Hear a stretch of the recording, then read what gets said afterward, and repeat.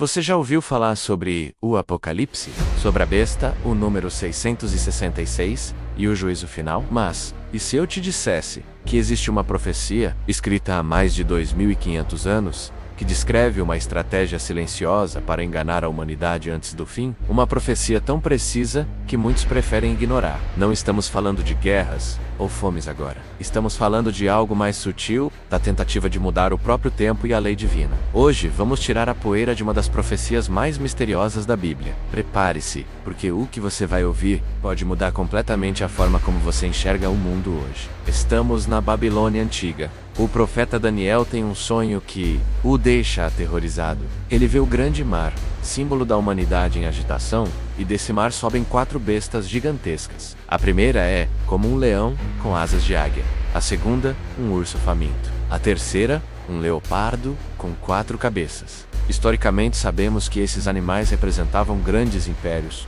Babilônia, Medo-Pérsia e Grécia. Mas é o 4º animal que realmente chama a atenção. Daniel o descreve como terrível, espantoso e extremamente forte. Essa criatura tinha dentes de ferro e pisava tudo o que encontrava pela frente. Ela possuía 10 chifres, mas de repente surge um outro chifre, pequeno, no meio deles. É aqui que a profecia esquecida começa a revelar algo perturbador.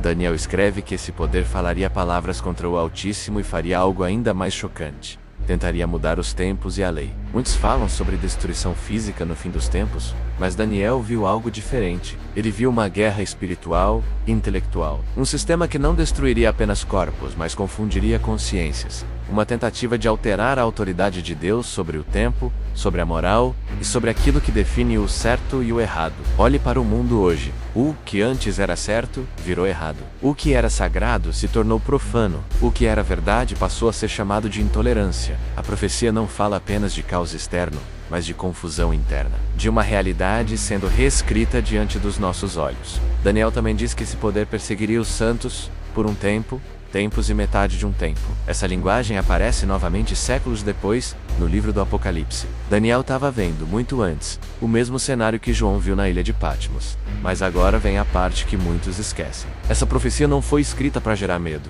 Ela foi escrita para gerar discernimento e esperança. Daniel viu que, apesar do poder desse sistema, o tribunal do céu se assentaria, e o domínio seria tirado das mãos do mal. O reino, o domínio e a majestade de todos os reinos debaixo do céu seriam entregues ao povo do Altíssimo. Isso muda tudo. Saber que a confusão dos tempos e das leis já estava prevista, nos dá uma certeza poderosa.